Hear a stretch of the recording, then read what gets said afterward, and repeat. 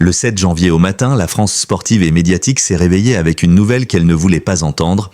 Jean-Louis Gasset, figure incontournable du football hexagonal, est décédé à l'âge de 72 ans. La nouvelle, d'abord chuchotée sur les réseaux sociaux, a rapidement été confirmée par les instances officielles, créant une onde de choc qui a traversé le pays d'un bout à l'autre. En quelques heures, médias, anciens joueurs, entraîneurs et supporters se sont retrouvés unis dans un même sentiment, l'incrédulité totale. Comment un homme encore actif, encore passionné, encore brillant dans ses analyses, pouvait-il ainsi disparaître, presque brutalement, laissant derrière lui des dizaines d'années de souvenirs, de victoires, de coaching et de moments historiques? Car Jean-Louis Gasset n'était pas seulement un entraîneur, il représentait une certaine idée du football français. Un mélange d'humilité, d'intelligence, de rigueur et de proximité humaine que peu de techniciens possédaient encore. Son nom évoquait la finesse tactique, le charisme discret, la bienveillance rare au niveau professionnel et une loyauté inébranlable envers les joueurs qu'il a accompagnés au fil des décennies. Quand il parlait du football, on écoutait. Quand il analysait un match, on apprenait. Quand il entrait dans un vestiaire, il rassemblait. Son décès soudain, révélé à un moment où personne ne s'y attendait,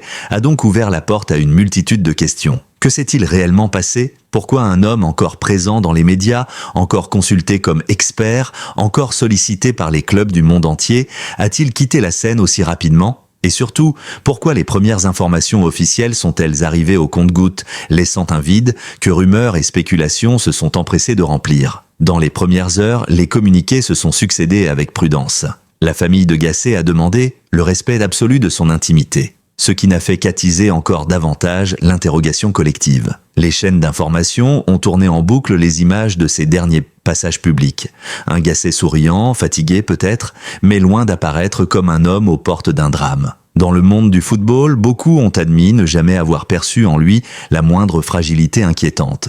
Et pourtant, quelque chose s'était esquissé dans les semaines précédentes, un changement subtil que seuls les plus proches avaient remarqué, mais qu'ils avaient interprété comme un simple signe de surcharge, de stress ou de travail intense. Car Jean-Louis Gasset, même à plus de 70 ans, n'avait jamais cessé de travailler. Son calendrier était un tourbillon permanent, conseils au club, interventions médiatiques, participation aux analyses d'avant-match, conférences, sollicitations venant de France, d'Espagne, d'Afrique et du Moyen-Orient. Gasset avait le football dans le sang et ne savait pas vivre autrement. Beaucoup de ses proches confièrent d'ailleurs qu'il refusait intérieurement l'idée même de ralentir. Il était de la génération pour qui la passion n'était pas un job, mais un véritable moteur de vie. Et cette passion, aussi belle soit-elle, peut parfois devenir épuisante. Les premières révélations autour de sa disparition évoquaient un malaise brutal survenu à son domicile, un effondrement silencieux qui n'a laissé aucune chance au secours, appelé trop tard pour intervenir efficacement. Mais très vite,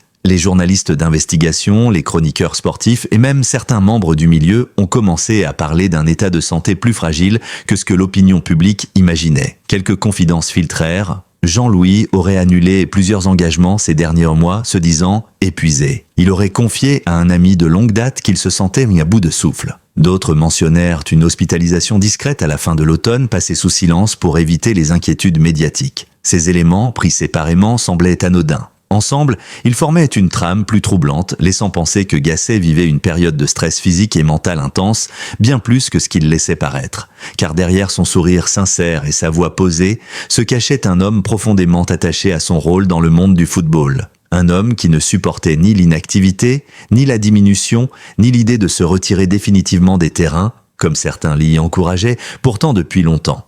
Il est essentiel de comprendre l'impact émotionnel colossal que sa disparition a eu sur la France. Les réactions, venues de toutes parts, témoignaient à quel point Jean-Louis Gasset avait marqué la mémoire collective. Lionel Messi, qui l'avait côtoyé lors de son passage en Ligue 1, a publié un message sobre mais bouleversant évoquant un homme bon, juste, attentif et d'une intelligence rare. Didier Deschamps a parlé d'une pertinence pour le football français. Kylian Mbappé, pourtant avare de déclarations publiques, a partagé un message personnel rappelant que Gasset avait été l'un des premiers à croire en lui à une époque où il n'était encore qu'un gamin plein d'énergie et de promesses. Mais au-delà des stars, ce sont les anonymes qui ont donné la mesure réelle de l'émotion nationale. Supporters, éducateurs, retraités, étudiants, parents. Tous avaient le sentiment de perdre un proche. Gasset avait cette capacité rare de parler à tout le monde sans arrogance, sans distance. Il parlait vrai. Il parlait simple. Et surtout, il respectait chaque personne qu'il rencontrait, du jeune joueur de centre formation au président de club.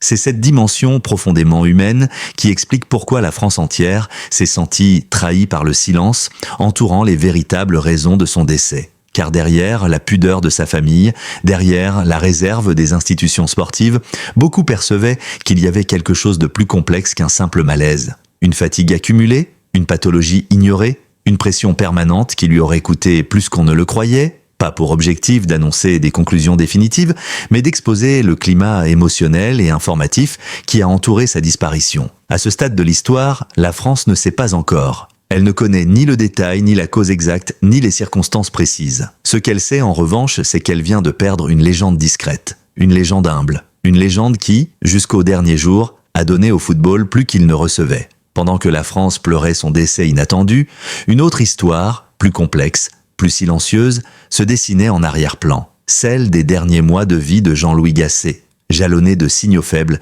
d'avertissements ignorés, de confidences à demi-mot et d'un épuisement que personne n'avait voulu voir. Car si la nouvelle de sa mort a créé un choc immédiat, les semaines qui ont suivi ont révélé un puzzle d'éléments contradictoires qui ont soulevé de nouvelles questions.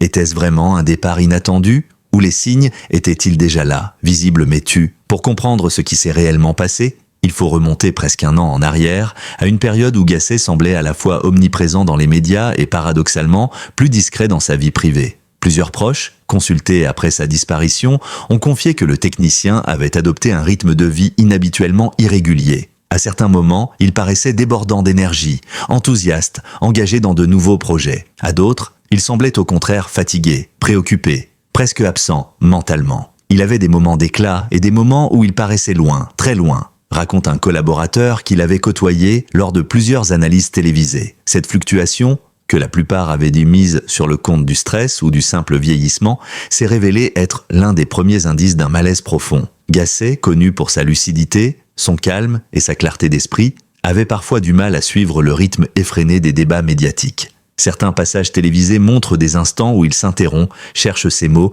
ou se frotte les yeux avec insistance, comme pour lutter contre une fatigue invisible. À l'époque, personne n'y voyait de gravité.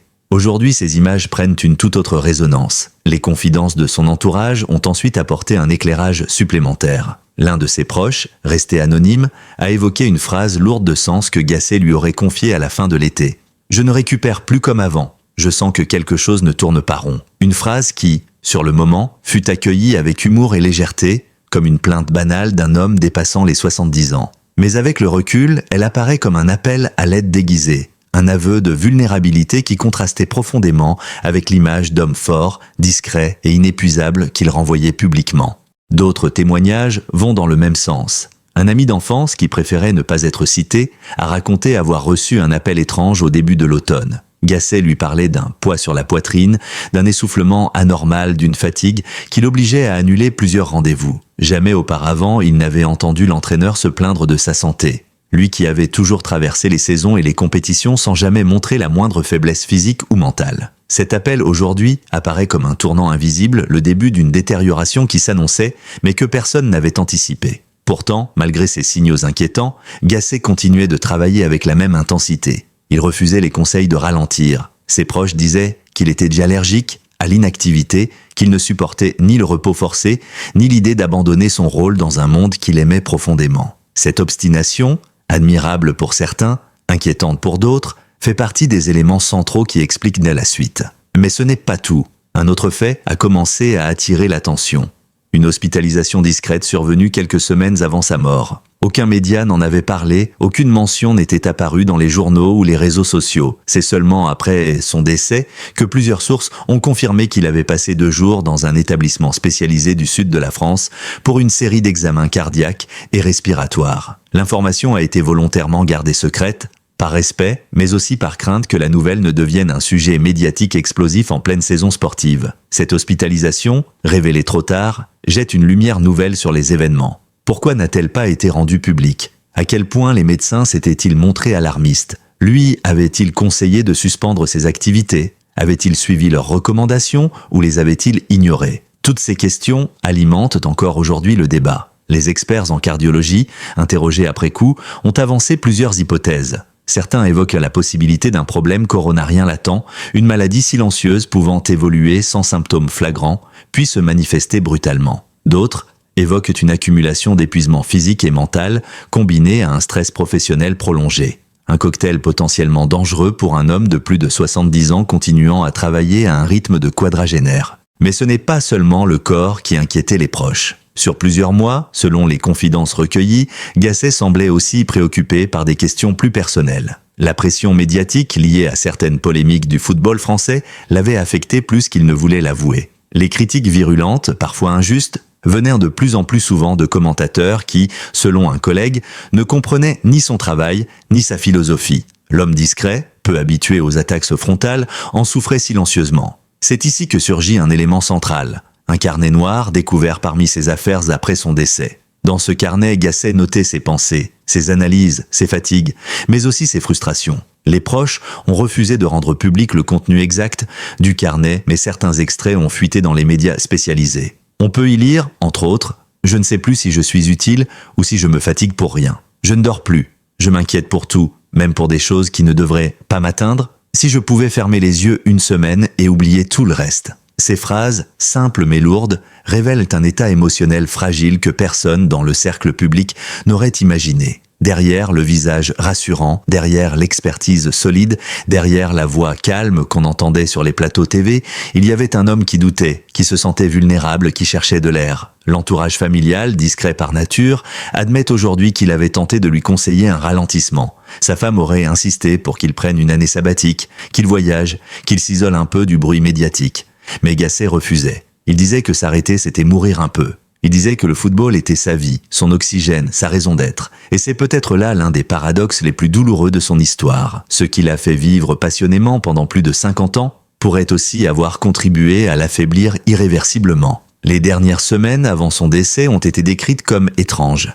Il alternait entre moments d'énergie surprenante où il travaillait sur des projets futurs, préparait des analyses de matchs, envoyait des messages enthousiastes à des collègues, et périodes de fatigue extrême où il s'isolait chez lui, évitait les appels et restait allongé pendant des heures. Une oscillation que plusieurs spécialistes associent à un cœur affaibli ou à une pathologie progressive. Le jour de sa mort, selon les premières informations, il se serait levé tôt, comme à son habitude. Il aurait bu son café, consulté les journaux sportifs, puis se serait senti subitement étourdi. Quelques minutes plus tard, il s'effondrait. Les secours, arrivés rapidement, n'ont pas pu le réanimer. Lorsque les jours de deuil national ont commencé à s'estomper, lorsque les hommages médiatiques ont laissé place au silence, la question que toute la France se posait depuis l'annonce de sa mort est revenue au premier plan. Qu'est-ce qui a réellement emporté Jean-Louis Gasset ? Pendant plusieurs semaines, la famille avait demandé du respect et de la discrétion, refusant de communiquer la moindre précision. Ce silence, bien que compréhensible,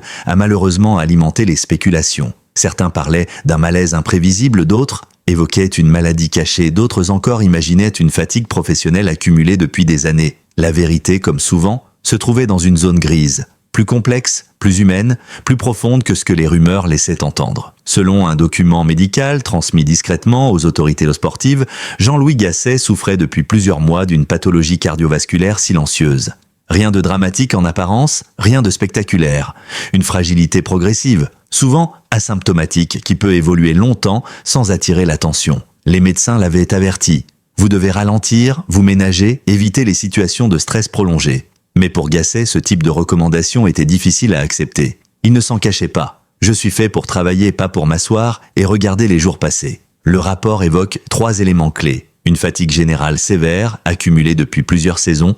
Son rythme de travail, déplacement, analyse, engagement médiatique, ne correspondait plus à ses capacités physiques. Il dormait mal, mangeait irrégulièrement, vivait dans une tension permanente. Un cœur affaibli qui avait déjà donné plusieurs signaux d'alerte. Ses visites discrètes à l'hôpital, révélées après sa mort, confirmaient que les médecins surveillaient une diminution de sa fonction cardiaque. Un stress émotionnel profond, lié à plusieurs événements personnels et professionnels.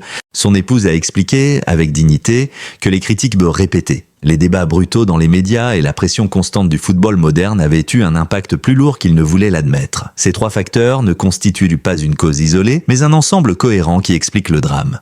Le corps de Gasset était arrivé à un point de saturation qu'il ne pouvait plus masquer. La famille, dans un communiqué ultérieur, a expliqué que Gasset avait toujours été profondément pudique. Il détestait l'idée d'inquiéter, encore plus celle de devenir un sujet médiatique pour sa santé. Pour lui, la maladie était une affaire privée, presque honteuse, quelque chose qu'il fallait affronter en silence. Son épouse a confié « Jean-Louis pensait que parler de ses faiblesses reviendrait à les accepter. De son vivant, il avait expressément demandé que son état ne soit jamais rendu public. C'est pourquoi sa dernière hospitalisation a été cachée, ses symptômes ont été minimisés et son entourage n'a pas cherché à alerter les médias. Ce silence aujourd'hui prend un autre sens, celui d'un homme qui voulait protéger les autres, même au détriment de lui-même. Ce que les témoins rapportent aujourd'hui résonne comme une série de signaux précurseurs que personne n'a su relier. Les derniers jours de Gasset montrent un mélange troublant de lucidité et d'épuisement. Le vendredi, il avait participé à une séance de travail privée avec 2 analystes. L'un d'eux raconte « Il paraissait fatigué mais brillant, comme un homme qui lutte, mais qui refuse de laisser paraître quoi que ce soit. » Le samedi, il avait passé une partie de la journée à répondre à des messages de joueurs qu'il avait autrefois entraînés. Son entourage affirme qu'il était particulièrement ému, presque nostalgique, comme s'il ressentait confusément qu'une page se tournait. Le dimanche matin, il s'était réveillé très tôt. Il avait préparé son café, consulté les nouvelles sportives, puis parlé longuement avec son épouse. Selon elle, il était serein, trop serein. Je me demande maintenant si ce n'était pas une forme d'apaisement avant une grande fatigue. Quelques heures plus tard, tout basculait. Après les révélations médicales, le pays a compris que ce drame n'était pas un accident brut, mais le résultat d'une usure profonde, lente, invisible. Les réactions ont été d'autant plus fortes que Gasset incarnait quelque chose de rare dans le football moderne. La simplicité, l'humanité, la compétence sans arrogance. Des milliers de messages ont afflué. Parmi les plus marquants, Didier Deschamps, Jean-Louis était un pilier, un sage, un homme qui savait guider sans jamais s'imposer. Sa perte est immense. Pep Guardiola, un tacticien d'une intelligence rare, un homme d'une infinie gentillesse. Kylian Mbappé, il m'avait dit un jour « Joue avec le cœur, le reste suivra ». Je ne l'ai jamais oublié. Les supporters, de tous clubs confondus, se sont unis dans un hommage national que peu de figures sportives ont eu l'honneur de recevoir. La disparition de Gasset laisse derrière elle bien plus qu'un vide médiatique ou sportif. Elle laisse une philosophie, une façon de voir le football comme un acte profondément humain, presque familial. Son héritage peut se résumer en 3 axes. Une vision du jeu fondée sur l'intelligence et l'empathie. Gasset n'imposait pas, il expliquait. Il ne criquait pas, il guidait, il ne cherchait pas la lumière, il la laissait aux autres. Une carrière marquée par la fidélité et la loyauté. Contrairement à beaucoup, il n'a jamais trahi, jamais brillé au détriment d'un collègue ou d'un joueur. Il respectait les institutions, les supporters, les jeunes talents. Une humanité rare dans un milieu souvent brutal. Sa capacité à écouter, à apaiser, à fédérer était légendaire. Des centaines de joueurs disent encore aujourd'hui qu'il a changé leur vie. Ce dernier point est peut-être le plus émouvant et le plus cruel. Jean-Louis Gasset est parti comme il a vécu, en donnant tout, sans jamais penser à lui-même. Ce n'est pas un événement soudain qui l'a emporté, mais un long combat silencieux contre la fatigue, l'âge, la pression et l'exigence d'un monde qui ne laisse jamais de répit. Sa mort n'est pas seulement une perte pour le sport, mais aussi un avertissement. Le corps humain, même porté par la passion la plus forte, finit toujours par réclamer une pause. À 72 ans, Gasset n'était pas seulement un entraîneur disparu trop tôt. Il était le symbole d'une génération entière, celle qui croyait au travail, au mérite, au courage tranquille. L'annonce de sa mort, puis la révélation de ses véritables causes, ont fait comprendre à la France que derrière chaque figure publique se cache un être humain, fragile, fatigué, discret, qui porte des fardeaux invisibles. L'histoire de Jean-Louis Gasset n'est pas seulement celle d'un départ, mais celle d'une vie donnée aux autres, joueurs, clubs, supporters, jusqu'à son dernier souffle. La disparition de Jean-Louis Gasset a laissé un vide immense dans le paysage sportif français. Non pas un vide bruyant, spectaculaire, théâtral, mais un vide silencieux, profond, presque sacré, comme lorsqu'une lumière familière s'éteint dans une pièce que l'on croyait connaître par cœur. Pendant plus de 50 ans, il avait éclairé les vestiaires, les terrains, les conférences de presse, les plateaux télévisés, mais aussi les vies de centaines de joueurs, collaborateurs, supporters anonymes qui voyaient en lui bien plus qu'un simple entraîneur. Gasset incarnait cette figure rare du football, la sagesse calme, l'humilité sans calcul, la passion sans excès de vanité. Quand la France a appris la vérité sur les causes de sa disparition, un mélange de tristesse, de compréhension et de regret s'est emparé de tout un pays. Bien sûr, il y a la douleur de la perte, mais il y a aussi cette question obsédante. Aurions-nous pu le protéger davantage, l'écouter davantage, comprendre les signaux faibles qu'il tentait de masquer? Cette interrogation profondément humaine ne vise pas à culpabiliser qui que ce soit, mais plutôt à nous rappeler que derrière chaque figure publique, derrière chaque sourire professionnel, se cache un être fragile, un cœur qui bat, une fatigue qui s'accumule, une solitude parfois écrasante. Dans les derniers mois de sa vie, Gasset s'était peu à peu isolé derrière un écran de pudeur et de dignité. Il continuait à travailler, à analyser, à conseiller, à encourager, comme si le simple fait de ralentir lui semblait incompatible avec son identité. Il était de ces hommes qui ne savaient pas exister autrement qu'en donnant. Mais cette générosité incessante, admirable à tant d'égards, l'avait aussi mené vers une forme d'épuisement intérieur que personne n'avait su mesurer à sa juste gravité. Et c'est précisément dans cette humanité trop parfaite, trop sincère, que réside la beauté douloureuse de son héritage. Aujourd'hui, la France ne se souvient pas seulement de l'entraîneur tacticien, de l'homme capable de lire un match comme un livre ouvert. Elle se souvient surtout de l'homme qui rassurait, qui comprenait, qui parlait doucement, qui écoutait plus qu'il ne parlait, qui savait faire grandir les autres sans jamais se mettre en avant. Dans un monde souvent dominé par le bruit, les égos démesurés et les critiques acerbes, Gasset représentait la preuve vivante qu'on peut réussir en restant humble, qu'on peut inspirer sans dominer, qu'on peut briller sans écraser. Les hommages venus de toute la planète football, de ses anciens joueurs, des supporters, de ses collègues, de ses adversaires même, forment un portrait collectif d'une cohérence bouleversante. Jean-Louis Gasset était aimé, respecté, admiré non seulement pour ce qu'il faisait, mais pour ce qu'il était. Et cet amour-là ne disparaîtra pas. Il continuera de vivre dans les vestiaires où ses mots résonnent encore, dans les stades où ses stratégies ont laissé leur empreinte, dans les cœurs de ceux qui ont croisé sa route, même brièvement. Sa mort n'est pas seulement un chagrin, c'est une leçon, une invitation à prendre soin de soi, à reconnaître ses limites, à ne pas se cacher derrière une façade de force lorsqu'on est épuisé. C'est aussi une invitation à regarder les autres avec davantage de compassion, à tendre une main quand on voit quelqu'un lutter en silence. Car finalement, c'est peut-être cela, le plus grand héritage de Jean-Louis Gasset. Nous rappeler que la grandeur d'un homme ne se mesure pas à ses titres, mais à sa capacité à rester humain dans un monde qui pousse constamment à l'inhumanité. À travers ces lignes, nous avons tenté de rendre hommage à son parcours, à son combat silencieux, à sa passion brûlante et à la fragilité qui l'habitait. Nous avons tenté de comprendre, d'expliquer, d'honorer sa mémoire avec respect, dignité et vérité. Mais un hommage n'est jamais complet sans un geste simple, celui de garder vivante la flamme qu'il a laissée derrière lui. Chaque fois que l'on parlera du football avec sincérité, chaque fois que l'on encouragera un jeune joueur qui doute, chaque fois que l'on analysera un match avec honnêteté et humilité, alors une part de Gasset vivra encore. Il n'a jamais cherché la lumière. Et pourtant, il restera l'un des visages les plus lumineux de l'histoire récente du football français. Si vous avez lu jusqu'ici, alors vous faites partie de ceux qui aiment comprendre, ressentir, analyser et vivre pleinement les histoires qui marquent notre société, notre culture et notre sport. Vous faites partie de cette communauté grandissante qui refuse le sensationnalisme vide et qui préfère les récits humains, profonds, authentiques. Pour soutenir ce travail, pour permettre la création de nouveaux contenus narratifs, analytiques et émotionnels comme celui-ci, je vous invite sincèrement à vous abonner à la chaîne. Abonnez-vous pour ne rien manquer. Vous y trouverez des enquêtes approfondies, des portraits rares, des analyses exclusives, des récits humains et touchants, des explications claires des événements qui bouleversent le monde du sport et des célébrités. Chaque abonnement, chaque commentaire, chaque partage contribue directement à maintenir vivante cette mission.